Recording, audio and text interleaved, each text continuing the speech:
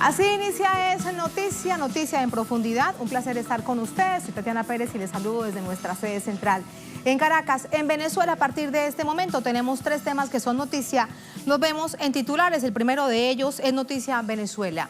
El ingreso de una aeronave espía de Estados Unidos a espacio aéreo de Venezuela, las nuevas amenazas de Trump en contra del país, son las más recientes agresiones de la Casa Blanca contra esta nación caribeña. Por hechos como estos, se multiplican las voces de rechazo de ciudadanos estadounidenses y así lo hacen saber. Les ofrecemos precisamente ese testimonio, ya verán con quienes conversaremos.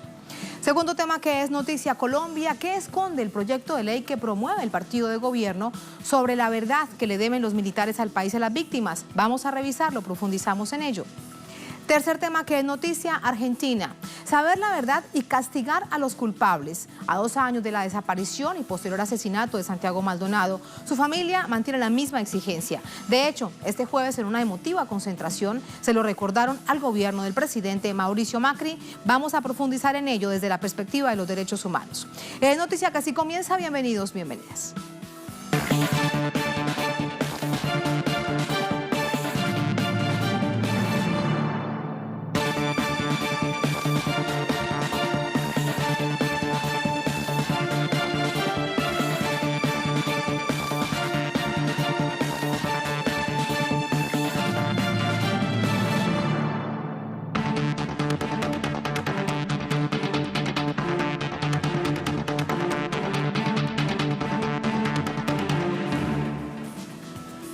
En noticia Venezuela, la Fuerza Armada del país denunció una nueva violación a su espacio aéreo por parte de los Estados Unidos, que se contabiliza como la tercera incursión en su territorio en este mes de julio, que ya termina, y en distintos momentos en este año 2018. Mientras la nación es objeto de mayores provocaciones y amenazas, el Ejecutivo recibe el respaldo de movimientos y activistas sociales de los Estados Unidos.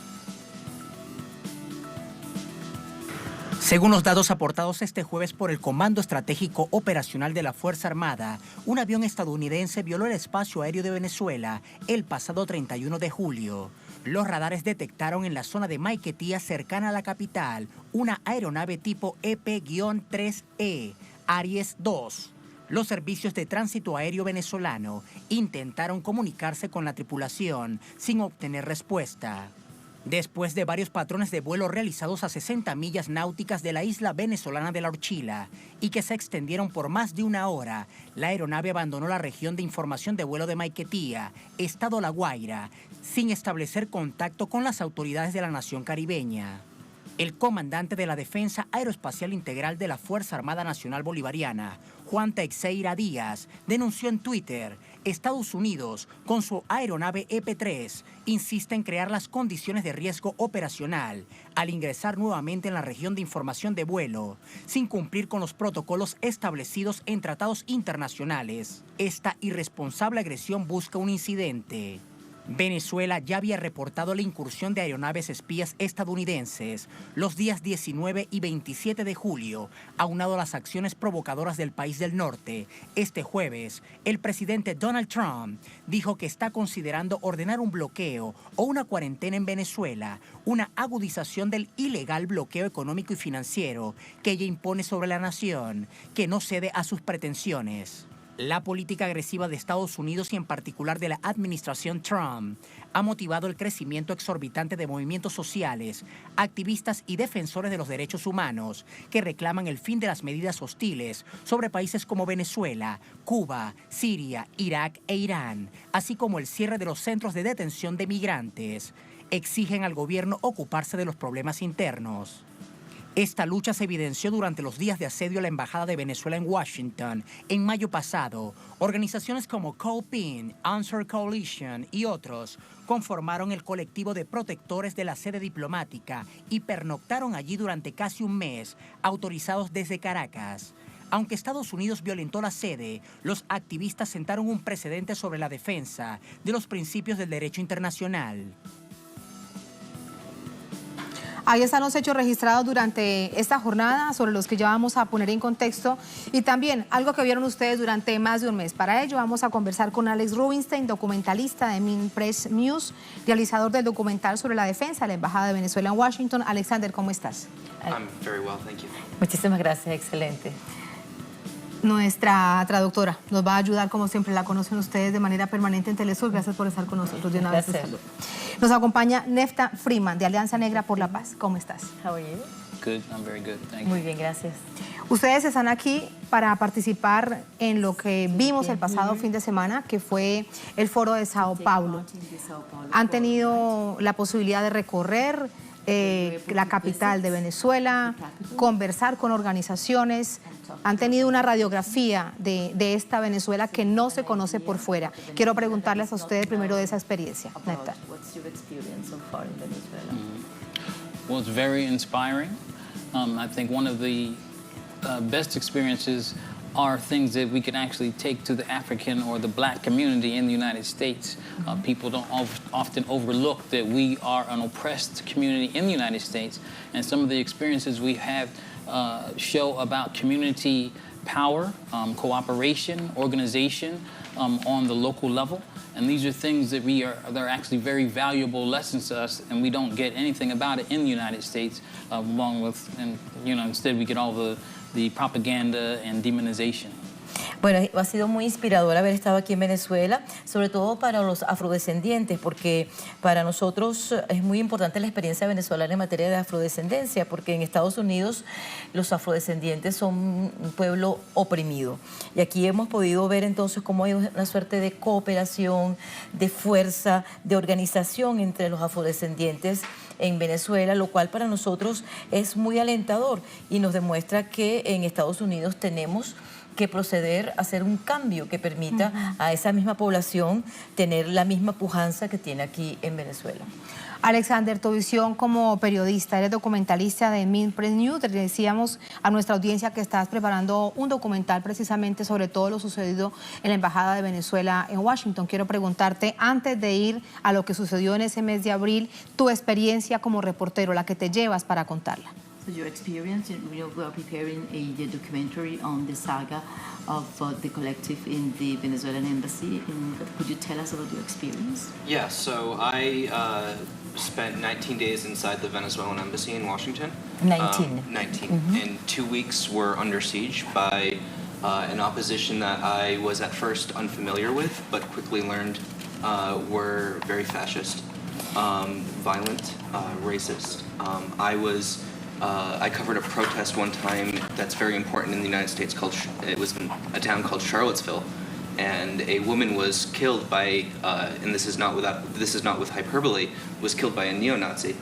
However, in Washington at the embassy, I saw more racism from the opposition than I saw in Charlottesville.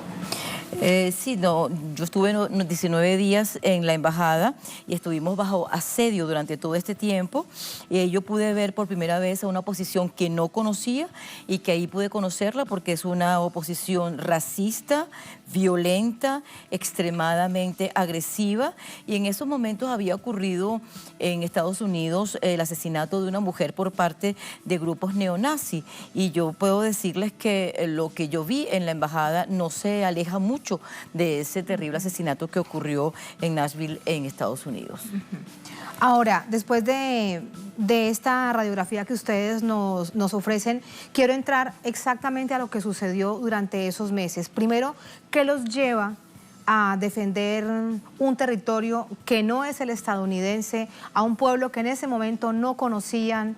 ¿Qué los lleva, qué los inspira a ser parte de ese momento de una manera tan valiente cuando veíamos una muy fuerte agresión por parte de fuerzas militares y de un Estado como tal? What was the source of inspiration for you to be in this place for a country that you didn't visit, you didn't know, for people you didn't know, and however you were there fighting, and what was the reason? Because it was very courageous, because you were the target of many aggressions in the area. So why did you do that? Well, as a reporter, I consider it my job to to showcase the movement of politics, of people, and the engagements that they're in. But one thing that I've learned in my career is that when you are recording that, you are still a part of it. And I was there at first to document the struggle, but as I stayed there, I learned that in my own way, I was a part of this struggle. And this is a struggle which is against a right wing that is has no respect for human rights, and really, you know, they gave me death threats. I was treated as everyone else was who was in the collective, and so my inspiration was. I think that it's the job of reporters to stand up to bullies, and I saw many bullies outside, people that would quite literally like to see us killed. And so I think that if a reporter doesn't stand up to bullies, then they themselves are probably bullies. Pues bien, nosotros en particular lo hicimos porque yo soy reportero. Yo fui allá de manera neutra para notificar lo que estaba ocurriendo. Yo participo en ese tipo de actividades políticas y tomo nota para informar. Sin embargo, cuando yo estaba grabando la información, me percaté de que yo también era parte de esa lucha que ahí se estaba librando. Yo pude documentar, pero además participar en lo que estaba ocurriendo. ¿Por qué? Porque estábamos combatiendo a una derecha sumamente agresiva, sumamente racista, para nada respetuosa de los derechos humanos. Yo particularmente fui objeto de amenazas, de muerte, y como reportero mi deber es estar allí para informar lo que está ocurriendo. Hubo mucha gente que nos atacó, realmente yo vi allí una actitud asesina, y yo pienso que un reportero que no se enfrenta a los agresores, a los que nos tratan de intimidar, no es digno de llamarse reportero. Quiero conocer tu experiencia, sí. Sí. So it's a little different for me as a person, a politically educated black person in the United States. For us, we're not wholly unfamiliar with the struggles of the Venezuelan people against U.S. imperialism. Nosotros como persona, yo particularmente tengo una experiencia distinta, puesto que estoy educado desde el punto de vista político para participar en este tipo de actividades, y también en mi condición de afrodescendiente. Y además estoy muy familiarizado con la lucha que se lleva a cabo en Venezuela. For one, we have to be very grateful of the unconditional support of the Bolivarian Revolution for doing things like providing heating oil for poor and black communities in the United States unconditionally. Asimismo, estamos sumamente agradecidos con la República Bolivariana de Venezuela, ya que somos beneficiarios de la política del combustible para calefacción, que nos ha ayudado enormemente en mi comunidad. For our people in Haiti, because we don't just think of ourselves in the United States, we think globally. Our people in Haiti, Venezuela has been helpful to our people in Haiti with unconditional interest-free loans. Asimismo, nos interesa lo que ocurre en Estados Unidos, pero también lo que ocurre en otras partes. Y, por ejemplo, Haití se ha beneficiado de préstamos que ha dado el gobierno de Venezuela sin ningún tipo de intereses para ese pueblo. When U.S. aggression goes to the level of threatening military invasion, we remember things like the U.S. 1989 invasion of Panama, where the black community in El Chorrillo was destroyed by the U.S. invasion in Panama, our people in Panama. Y no podemos olvidar las múltiples agresiones que ha llevado a cabo Estados Unidos. Por ejemplo, el hecho de que se haya amenazado militarmente a Venezuela con un ataque nos recuerda otros ataques que han ocurrido en el pasado, como en 1989 en Panamá, donde el sector del Chorrillo fue destruido por las tropas estadounidenses. Y de lo que aún no se conoce cuántos muertos realmente hubo, se calculan que 3.000, pero es algo que aún no se conoce. Ahora, How many people died in the Chorrillo attack? exacto. Alex, ahora, hemos visto, y también quiero preguntártelo si también así se percibe desde dentro de los Estados Unidos, que mucha más gente joven como tú se suma a informar, y no solamente a través de los medios convencionales, a tratar de romper el cerco de esos medios hegemónicos que intentan manejar una matriz de opinión exactamente ligada a la que exija el distintos gobiernos de la Casa Blanca.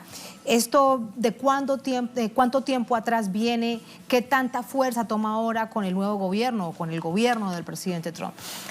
We see a lot of young people today trying to break the media blockade and trying to go beyond the mainstream media in order to inform. When do you think this trend started with young people trying to inform beyond the traditional media, to say the truth of what is going on? Well, I think that over the past few decades, the media has become more consolidated because of laws actually passed by President Bill Clinton. And as that consolidation continues, it alienates people further from the media. And also in that process, these media organizations have been increasingly funded by the military-industrial complex, by hawkish interests, by big multinational corporations. And so my media organization really pushes back against that, and I think that it's part of a movement away from the corporate media. And I think that instances like inside and outside the embassy are only furthering that alienation from the media, because what happened there was very little reporting in the United States in the mainstream media, and what there was rife with lies, which were obvious lies. So I think that young people were aware of that and became increasingly attached to alternative media. Lo que nosotros observamos es una consolidación de los grandes medios en Estados Unidos a raíz de unas legislaciones que fueron aprobadas en la época del gobierno del señor Clinton. Y eso es lo que ha alejado a mucha gente de los medios tradicionales. Además de que estos medios son financiados por el complejo militar e industrial de los Estados Unidos y están en ellos fuertes intereses y mucha gente de la derecha estadounidense. De manera que nuestros medios están en contra de esos grandes medios tradicionales en Estados Unidos, y nosotros queremos justamente mostrar lo que está ocurriendo. Y yo creo que el caso de la embajada fue un caso muy emblemático, porque los medios tradicionales se negaron a informar lo que ahí estaba ocurriendo, y fueron nuestros medios alternativos lo que lo hicieron, lo cual significa que estos medios se han confirmado como medios de la mentira y que se niegan a que este tipo de cosas lleguen a la población en general. La misma pregunta, la misma reflexión que le pido a Neptan, pero desde la visión de los movimientos sociales. ¿Crecen en la medida que también crece el nivel de la radicalidad de la política de extrema derecha en Estados Unidos? ¿Crecen así los movimientos sociales? ¿Hay más agrupaciones? ¿Hay más unidad? Do you think that with the right-wing governments in the United States, there is a greater opportunity for grassroots movement to be stronger now than in the past? Yes, it's a greater opportunity, I think, but the opportunity has to be one of them being aware, or the grassroots movement being aware of the intensification against us. So they're going to do things against us, but sometimes those things can, so to speak, make people close ranks. Sí, sin duda que estos ataques asustan a una parte de la población, pero también hacen que la población, en el caso nuestro de los movimientos sociales de base, es que cerremos filas para enfrentarnos mejor a esos grandes intereses que están en Estados Unidos. What will be important is for the poor and working class, and particularly poor and working class people of color, to begin to organize and be able to lead the struggle. Yo creo que es muy importante para las personas más humildes, para las personas, para los trabajadores y especialmente los de color, de que se organicen para que de esa manera tengan la fuerza de enfrentar este tipo de amenazas. And international solidarity is key to that. Y sin duda que la solidaridad internacional es un factor clave en este proceso. Eso que nos dices es muy importante. Me queda una pregunta para ambos. Neptan, con respecto a esto que planteas a nivel interno de los Estados Unidos, la gravedad de lo que está sucediendo con respecto a lo que significa el discurso del presidente Trump y cómo se asume por ciertas comunidades blancas sobre el racismo, sobre la xenofobia. ¿Qué hacer para que no se genere tal nivel de angustia entre aquellos que pueden realmente ser agredidos como las comunidades afectadas? Do you think how serious it is in the U.S. currently with the current narrative of President Trump, the aggression against the black communities, this racism, xenophobia? Do you think it is anguish among the black communities in the United States regarding this new narrative by Mr. Trump? I don't think for the black community that what Mr. Trump is presenting is really new. I mean, it's more verbose and arrogant, but we've always faced repression. We've always faced disenfranchisement, things like unemployment, gentrification, repression by police. The Black Lives Matter movement, for example, had to come and emerge before Trump was even in office. Bueno, en realidad esta angustia no es nueva en las comunidades negras. Esto no es nada novedoso. Lo que pasa es que el señor Trump le ha dado hoy un nuevo énfasis a este tipo de agresiones.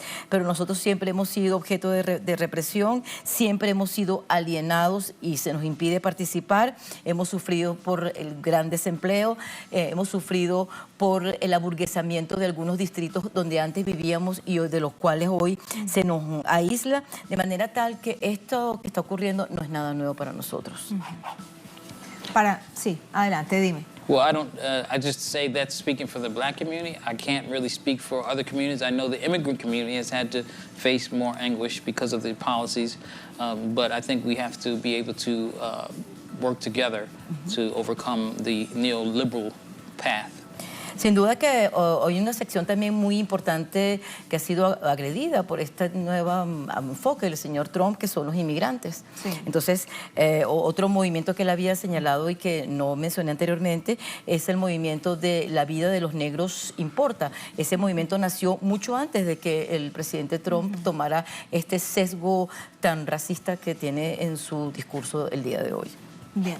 Alex, para despedirlos, también desde esa misma perspectiva, ¿hay más nivel, digamos, de conciencia de lo que hace el gobierno de los Estados Unidos y no pone atención a los problemas reales de todos quienes conviven en Estados Unidos?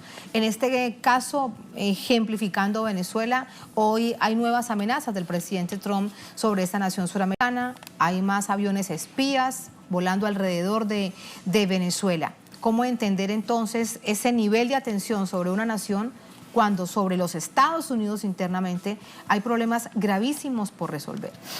What do you think of what is going on in the United States with the president, the government pays solid attention to the problems of the U.S. populations, as the problems you mentioned already, and at the same time they are sending planes of flights to overfly Venezuela, new threats that have been already uttered by the President of the United States. So they are paying so much attention to what is going on in Venezuela and so little attention to the serious problems that you are confronting in your country. What do you think about that situation?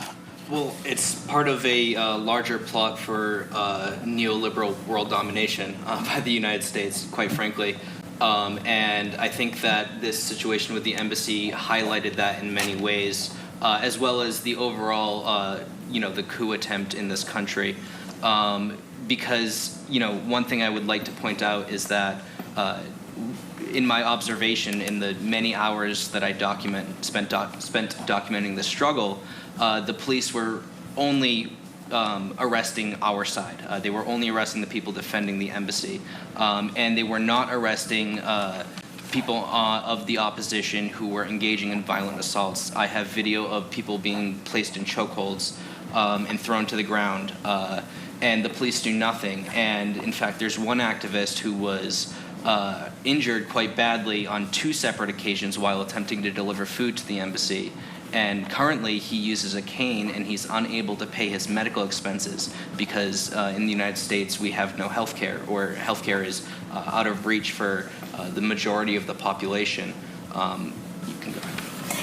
Sí, bueno, de hecho yo creo que esto es parte de este programa o acción que existe para fortalecer el dominio del neoliberalismo, y eso lo pudimos ver con toda claridad cuando estuvimos en la embajada, porque ahí se vio claramente, y también durante el golpe de Estado que se quiso dar en Venezuela, yo lo documenté claramente. Por ejemplo, los que estábamos defendiendo en la embajada éramos agredidos, éramos arrestados. Sin embargo, los miembros de la oposición, que eran sumamente agresivos, en ningún momento se les llamó la atención o se hizo algo para detener la agresión. Yo tengo claramente un video donde se muestra a cómo uno de los policías tenía a uno de los personas que estaban en la embajada y les aplicó una llave en el cuello y los tenía en el suelo. Esa persona, también tuvimos un activista herido durante el proceso. Esta persona fue herida cuando quiso llevar alimento dentro de la embajada, y hoy esta persona tiene que caminar con un bastón y tiene que pagar por gastos médicos, y no lo puede hacer porque él no tiene el seguro que le permita pagar por estos gastos médicos. Como ustedes saben, en Estados Unidos la gran parte de la población no tiene un seguro que cubra dichos gastos y que son sumamente costosos. I would also like to add that what the United States is doing to Venezuela with this coup attempt, it's unique because it's more brazen than what we've done in the past, but it is still part of an imperialist system, and it was very strange to see many of the tactics that are used in that process weaponized against American citizens. For example, the electricity was cut off to the embassy. For example, the government relied on right-wing proxy forces in order to conduct its policies, to enact its policies. And so what we see is this was, I think, one of the first times ever, and definitely the most important time, that the United States has used these tactics against its own citizens to further its foreign policy. And it shows the desperation, because if Guaido was not so desperate for a success, they would not have illegally, against international law, invaded the Venezuelan embassy, and they would not have sicked all these right-wing fascists on a group of peace activists. Sí, bueno, yo creo que de todas maneras, ya con el golpe de Estado que se quiso hacer contra Venezuela, que fue un golpe de Estado grosero, no hace más que revelar un sistema imperialista que está funcionando a cabalidad, y están utilizando tácticas como, por ejemplo, cortar la electricidad dentro de la embajada o buscarse fuerzas paralelas de derecha que acompañaban a la policía en los ataques a los colectivos que estaban en la embajada. Y cuando Estados Unidos utiliza esas tácticas de agresión contra sus propios ciudadanos, demuestra el punto de desespero en el que se consiguen, ya que el señor Guaidó no ha podido realmente darse a valer, según las intenciones que tiene el señor los Estados Unidos como presidente del país, y que esto constituye claramente una violación del derecho internacional. Todo este montaje lo que revela es una gran desesperación por parte de los Estados Unidos, ya que no tiene otra manera de atacar este país y utiliza ese tipo de herramientas. Con esa reflexión los despido. Alex, gracias. Thank you very much. Neftan, gracias. Un placer y muy buenas noches. Muchas gracias. Thank you. María Josefina, gracias. Un placer. Gracias. Así nos vamos a la primera pausa en esta emisión de Es Noticia. Al volver en Noticia Colombia, ¿qué esconde el proyecto de ley que promueve el partido de gobierno Uribe Centro Democrático sobre la verdad que deben los militares al país, pero sobre todo a las víctimas del conflicto armado interno? Vamos a verlo al volver. Estamos en Es Noticia.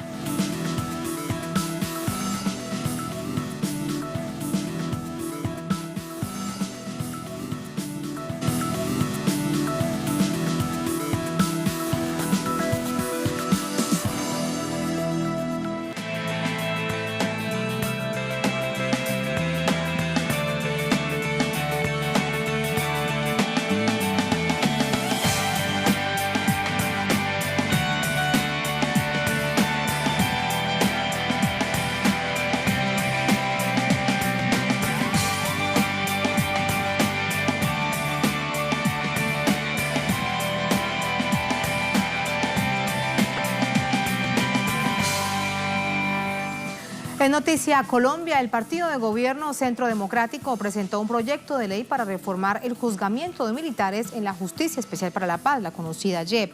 Una acción que se suma al largo historial del presidente Iván Duque y de su partido en contra de este órgano transicional. Detalles a continuación. La senadora del partido de gobierno, Paloma Valencia, radicó ante el Congreso de la República un nuevo proyecto de ley que busca nuevamente crear en la Jurisdicción Especial para la Paz, JEP, una sala especial para el juzgamiento de los militares. El Centro Democrático no descansa y siempre estarán pensando cómo deshacer la paz, que ha traído grandes ventajas y que ellos tratan por todos los medios, no implementándola, pero además presentando proyectos de ley. Para mí esa es una versión innovada de la antigua justicia penal militar, que no sirvió sino para amparar la impunidad. Este proyecto se radica precisamente cuando se han dado a conocer en versiones libres las declaraciones de los militares sobre las órdenes que recibieron para asesinar a civiles y luego presentarlos como guerrilleros muertos en combate. Y ahora lo que busca es crear salas y secciones del Tribunal para la Paz, garantizando, según ellos, una doble instancia, pero además nueva fiscalía para los militares y esos magistrados elegidos por el presidente. Entonces realmente es mucho más lesivo, es mucho más cerrado a permitir la participación de víctimas o la participación de otro tipo de magistrados, pero además estos magistrados y de secciones y salas tienen decisión dentro del órgano de gobierno de la JEP. Entonces realmente los están dotando de todas las facultades de cualquier otro magistrado, pero dedicados única y exclusivamente al juzgamiento de militares. Para la abogada de los militares, Tania Parra, es un error que el mismo presidente Iván Duque haya objetado la ley estatutaria de la JEP y que senadores del Centro Democrático sostengan que este órgano transicional es un mecanismo de impunidad. No podemos decir que haya impunidad o que esté marcado para un lado o para otro, porque pues hay más de 2.200 miembros de la fuerza pública que han obtenido su libertad gracias a los beneficios que otorgó el acuerdo final para la terminación del conflicto, ya sean libertades transitorias condicionadas anticipadas o sean revocatorias de medidas de aseguramiento o suspensiones de órdenes de captura. La bancada de oposición ha señalado que seguirá defendiendo los acuerdos de paz, el derecho que tienen las víctimas a la verdad y la legitimidad de un órgano transicional que para muchos permitirá en gran medida destapar los horrores que se cometieron durante el conflicto armado. Pero esto no se queda allí. Durante esta jornada, organizaciones políticas y grupos de víctimas le han pedido al Congreso de Colombia, a las autoridades en general, que exijan verdad, justicia y reparación. Tatiana Portela nos cuenta de eso. Tatiana, ¿cómo está? Buenas noches. Un saludo para ti, Tatiana, y para todos nuestros televidentes. El día de hoy, víctimas del paramilitarismo del Estado colombiano, pero también de la extinta guerrilla de las FARC, entregaron un informe a la Justicia Especial para la Paz, a la Comisión de la Verdad y a la Unidad de Búsqueda de Personas Desaparecidas por los crímenes que se cometieron en los Llanos Orientales, sobre todo en temas específicos como fue cuando se dio a cabo la política de seguridad democrática en el periodo del expresidente Álvaro Uribe Vélez, en donde se llevaron a cabo las mayores ejecuciones extrajudiciales en el país. Lo que dicen las víctimas de esta organización de los Llanos Orientales es que, por ejemplo, en este lugar, tanto en el Meta como en el Casanare, se presentaron más de 80 ejecuciones extrajudiciales, de las cuales, adicionalmente a esto, hay que señalar que se dieron a conocer cómo el Ejército Nacional estuvo involucrado en esas ejecuciones extrajudiciales. Por eso, entonces, le piden a estos tres organismos de justicia transicional que se averigüe qué fue lo que pasó, quiénes son los máximos responsables. Una verdad que parece, frente a la noticia que acabas de mencionar, se contrapone, porque es lo mismo que busca el Centro Democrático, y es que no se sepa la verdad en la Justicia Especial para la Paz, en la Unidad de Búsqueda y en la Comisión de la Verdad sobre estas graves violaciones a los derechos humanos que siguen insistiendo las víctimas que es necesario no solamente para la reparación, sino para la reconciliación del país y para entender todo lo que pasó en esta violencia sociopolítica en el país. Gracias, Tatiana. Son insumos de inmediato para el análisis. Buenas noches, Tatiana. Vamos así con el análisis. Para ello nos acompaña Federico García Naranjo. Él es analista político de medios, con nosotros también desde Bogotá. Federico, ¿cómo estás? Buenas noches. Hola Tatiana, un saludo para ti y a toda la audiencia de Telesur. Lo que vemos con toda esta situación es que hay fuertes intereses en que no se sepa la verdad histórica del conflicto armado. ¿Quiénes están detrás de ese no querer un hecho que resulta fundamental para saber lo que ha pasado en los últimos 60 años en términos del conflicto armado interno en Colombia? Así es, buena parte de la oposición a la implementación de los acuerdos de paz ha tenido que ver con la necesidad de diversos sectores políticos de que no se conozca toda la verdad sobre el conflicto. No solamente de toda la verdad relacionada con hechos de guerra, que digamos directamente atañe, por ejemplo, a los actores del conflicto como los militares o los exguerrilleros, sino sobre todo a aquellos sectores del empresariado, de la política, que de alguna manera se beneficiaron con el conflicto armado porque financiaron grupos paramilitares, porque se apropiaron de tierras de pequeños propietarios campesinos y por supuesto no están interesados en que se sepa efectivamente cuáles fueron las tierras despojadas, cuáles son las que hay que restablecer su propiedad y que los funcionarios públicos y guerrilleros y personas vinculadas al conflicto pues cuenten la verdad frente a la Justicia Especial para la Paz. Claro, aquí se está jugando no solamente digamos la estabilidad en lo inmediato del sistema de partidos políticos, porque en particular el Partido Centro Democrático ha tenido muchísimos acercamientos y muchísimos vínculos con este tipo de fenómenos, sino que por supuesto de saberse toda la verdad, pues estaríamos hablando de una transformación de fondo en las relaciones políticas en Colombia que no interesa a muchos sectores con poder. Federico, con respecto a la verdad que deben dar cuenta los militares en Colombia, y no solamente me refiero a mandos medios, sino generales y coroneles, ahí pareciese que un intento de generar una impunidad desde lo legal amparada por un partido político. Sí, pero es una jugada que puede salir mal y puede convertirse en un tiro en el pie. Efectivamente, el Centro Democrático intenta crear una sala especial para el juzgamiento de militares dentro del sistema de la Justicia Especial para la Paz, con magistrados nombrados por el propio presidente y, como decía la senadora Aida Abella, una extensión de la justicia penal militar que, como se sabe, siempre se ha caracterizado por unos altos niveles de impunidad.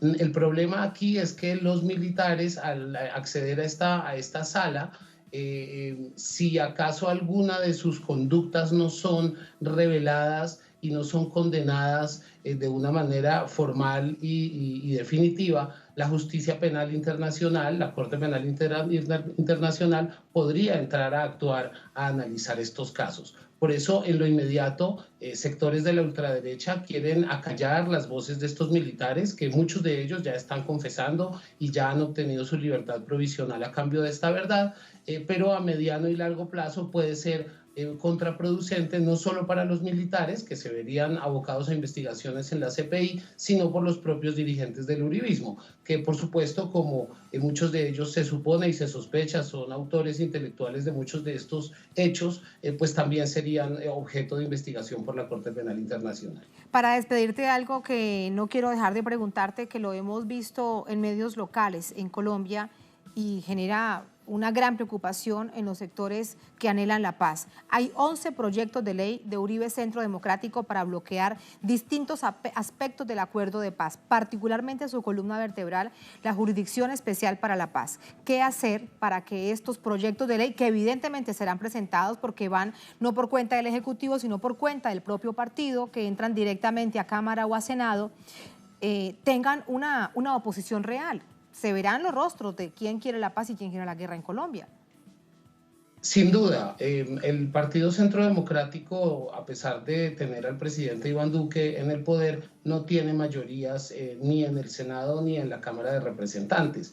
Además, por otro lado, se ha configurado por primera vez una bancada de oposición bastante vigorosa y hay un gran número de congresistas que se declaran en independencia o que apoyan al gobierno dependiendo de la coyuntura. Es allí en donde el gobierno se va a jugar la posibilidad de que estos artículos pasen o de que estos proyectos de ley pasen y por supuesto la oposición, la sociedad civil, los sectores democráticos de Colombia también tendrán allí un papel para influenciar a estos sectores políticos que tradicionalmente han sido proclives a apoyar la implementación del acuerdo de paz. Por eso es susceptible de pensar que estos proyectos no serán aprobados, pero sí desgastarán el trabajo legislativo, pondrán al país a hablar de estas cosas cuando hay problemas muchísimo más urgentes que hay que resolver en el país, y por supuesto, pues seguramente desgastarán aún más la ya precaria imagen del presidente Iván Duque.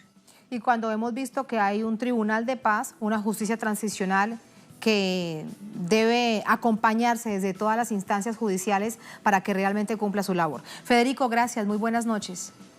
Tatiana, un placer como siempre, un saludo a ti y a toda la teleaudiencia de Telesur. Muchísimas gracias.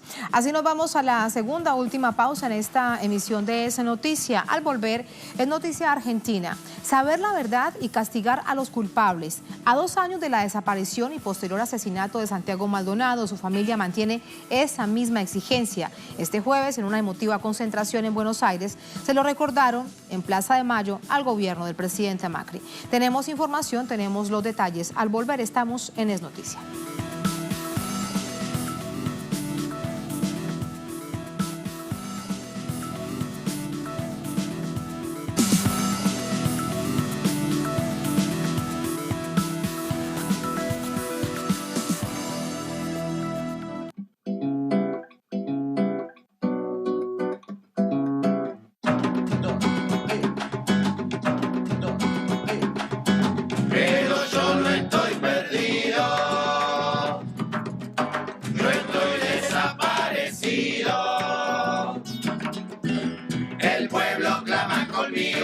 Que no hay perdón ni hay olvido, y castigo a los culpables. En noticia argentina, a 2 años de la desaparición forzada de Santiago Maldonado, su familia continúa exigiendo, pidiendo justicia. ¿Qué ocurrió antes y después de su muerte? Vamos a recordarlo a continuación. Este jueves se cumplen 2 años de la desaparición forzada de Santiago Maldonado, un joven artesano de 28 años, oriundo de la provincia de Buenos Aires, que se sumó a la lucha mapuche.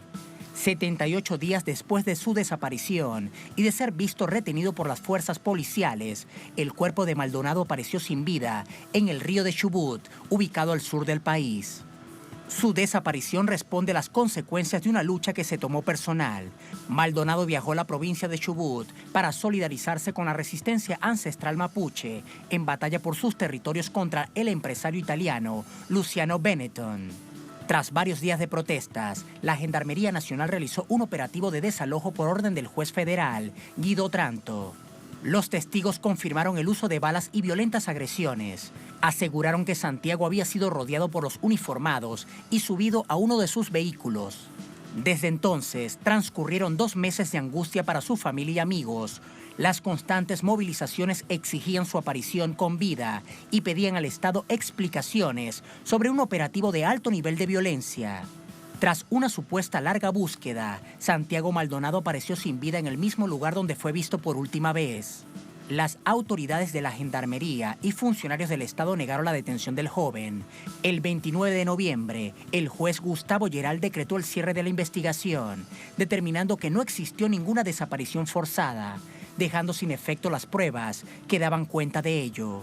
Hoy, familiares, amigos y compañeros de lucha de Santiago se reunieron en Plaza de Mayo y se preparan para iniciar una jornada de movilizaciones en las principales ciudades del país como recordatorio de una historia inconclusa.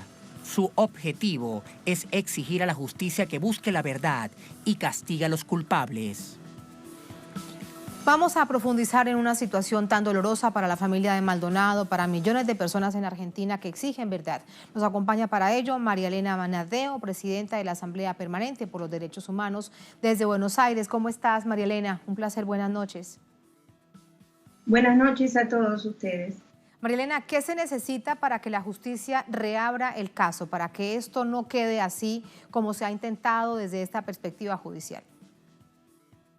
Bueno, acá tenemos una fuertísima decisión política tomada por el gobierno nacional, por la ministra Patricia Bullrich. Hay un empecinamiento en bloquear una investigación integral, profunda de los hechos. Realmente desde un inicio, desde que se produjo la desaparición de Santiago Maldonado en el contexto y ustedes relataban muy bien el contexto de la represión que desencadena la Gendarmería Nacional contra la comunidad mapuche allí en el Pulov Cuyamén, desde ese momento empezaron a plantearse pistas falsas, empezó a negarse desde distintos ámbitos gubernamentales y los medios periodísticos afines, adictos al gobierno, se empezó a negar que Santiago Maldonado hubiera estado presente en esa movilización. Tuvieron que pasar largos días, largas semanas, hasta que por fin se pudo empezar a reconstruir lo que había pasado y el momento en el cual él se incorpora, digamos, empieza a caminar hacia el río. A partir de allí, bueno, sabemos muy poco y la verdad es que la investigación judicial ha sido deficiente. Hay una cantidad de pericias que no se han hecho o que se han hecho mal. Hay una cuestión de encubrimiento que ha hecho la ministra de Seguridad de la Nación con respecto al accionar de la Gendarmería, que bueno, que fue desde un principio una crónica anunciada de lo que fue realmente después la sentencia donde pretende cerrar la causa. Nosotros hemos, junto con los familiares de Santiago Maldonado, hemos apelado la sentencia de primera instancia. Esto está en la Cámara del Crimen de la provincia de Chubut, como ustedes señalaban, y bueno, y por eso nos movilizamos, para reclamar justicia, para que se reabra la causa. Pensamos que hay una cantidad de elementos importantes que están ya a disposición de la Cámara Criminal, y pensamos... Tú allí, María Elena, ¿será que Sí, permíteme, allí te pregunto esto, el asunto es, con todas estas pruebas que no fueron tenidas en cuenta, es eso, que sean asumidas y que sean investigadas. Déjame preguntarte con respecto a estos dos hechos, la misma característica de no ser considerado como una desaparición forzada, ¿qué implica dentro del caso? Y el momento, ya una cosa muy puntual para preguntarte, si pasaron 2 meses prácticamente, el cuerpo de Santiago Maldonado no estaba, pero justamente en la zona donde dicen que lo habían buscado, aparece después. Las pruebas entonces con respecto a este hecho, ¿por qué no son tenidas en cuenta? Bueno, en realidad la diferencia entre desaparición forzada, abuso de autoridad seguida de muerte, instigación al suicidio, pueden darse distintos tipos penales. Podemos llegar digamos, nosotros queremos encontrar la verdad más allá de los distintos tipos penales que puedan estar en juego. En cualquier caso, acá ha habido una responsabilidad del Estado, de la Gendarmería Nacional, de la propia ministra y varios de sus funcionarios políticos en generar un plan persecutorio hacia la comunidad que termina con la muerte de Santiago Maldonado. Más allá si es desaparición forzada, abuso de autoridad, persecución seguida de muerte u otras figuras que podamos llegar a comprobar o analizar. Lo que nosotros queremos que se esclarezca definitivamente es justamente el tema del cuerpo de Santiago y de pruebas que realmente no fueron tenidas en cuenta. Por ejemplo, la altura del agua. Este es un tema de amplio debate y que no hay unidad de criterios, porque en realidad cuando los buzos se sumergen en principio, el agua llegaba a la mitad de sus cuerpos, y en las pericias posteriores y en la sentencia del juez se plantea que el agua prácticamente lo había tapado, o sea que era un lecho de río muy profundo, y en realidad no lo es. Desde un inicio nosotros sabíamos por los pobladores, por la gente que vive en el lugar, que el lecho del río era bajo porque estábamos en invierno, justamente el 1 de agosto, en esos días sucedáneos. Así que, bueno, tenemos varias hipótesis, tenemos pistas que no fueron analizadas lo suficiente, por eso es que, bueno, tenemos esperanza también, esperanza que la movilización social, la movilización popular realmente pueda abrir paso a este reclamo general de justicia, de reafirmación de las instituciones de la democracia. La vamos a seguir peleando con la fuerza que nos dan los familiares, con la fuerza que nos dan los organismos de derechos humanos. Muchísimas gracias, María Elena, por eso. Hay esperanza, hay un caso con una investigación que exige verdad por los familiares de Santiago Maldonado, por todos aquellos que tanto les duelen estos casos. Un placer y muchas gracias. Gracias a ustedes por el tiempo. Gracias a ustedes. Gracias también a todos ustedes por habernos acompañado. Ponemos punto final a esta emisión de Noticias. Cerramos nuestra pantalla tradicional. Nos quedamos en redes sociales, @NoticiaTelesur, @TatianaTelesur. Durante esta jornada, otro hecho fue noticia. Con eso lo dejamos. Hasta mañana.